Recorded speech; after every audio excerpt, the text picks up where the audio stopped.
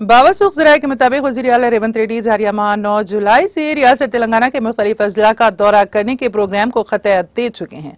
बताया जाता है कि वज़ीर आला रेवंत रेड्डी ने अपने ही जिले महबूबनगर से अजला का दौरा करने का फैसला किया है। तवक्को है कि रेवंत रेड्डी इस माह की 9 तारीख को महबूबनगर जिले का दौरा करेंगे और जिले के मसाइल पर रियासती वुज़रा, अरकान असम्बली, अरकान कानून साज कौंसिल और सरकारी ओहदेदारों के साथ जायजा इजलास मुनक़्क़द करेंगे। वज़ीर आला रेवंत रेड्डी 9 जुलाई को जिला कलेक्टरेट ऑफिस में खवातीन के ग्रुप के ज़रिए एहतमाम कायम की गई स्त्री शक्ति कैंटीन का इफ्तिताह करेंगे।